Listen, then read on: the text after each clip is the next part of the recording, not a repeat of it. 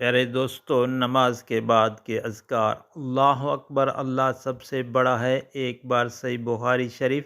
استغفر اللہ، میں اللہ سے بخشش مانگتا ہوں، 3 بار پڑھنا ہے، صحیح مسلم شریف۔ اللہم انت السلام و منک السلام و تبارکت یا ذا الجلال والاکرام۔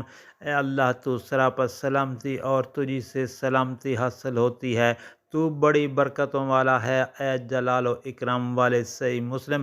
معاذ بن جبل رضی اللہ تعالیٰ عنہ سے روایت ہے کہ رسول کریم صلی اللہ علیہ وآلہ وسلم نے میرا ہاتھ پکڑا اور فرمایا، میں تم سے محبت کرتا ہوں۔ اے معاذ، میں نے عرض کی، میں بھی آپ سے محبت کرتا ہوں، اے اللہ کے رسول صلی اللہ علیہ وآلہ وسلم۔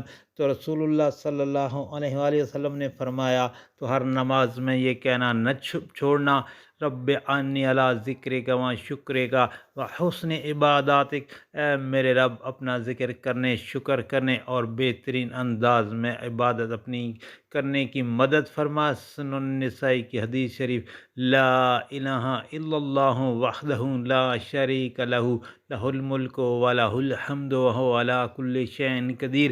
اللہ کے سوا کوئی عبادت کے لائق نہیں، وہ اکیلا ہے، اس کا کوئی شریک نہیں، اس کی بادشاہت ہے اور اسی کے لیے سب تعریف ہے، اور وہ ہر چیز پر قادر ہے۔ صحیح مسلم کی حدیث شریف۔ پیارے دوستو، اللہ پاک سے دعا ہے نماز کے بعد یہ اذکار کرنے کی توفیق عطا فرمائے، اور آپ سے گزارش ہے آگے شیئر کریں۔ آمین۔ جزاک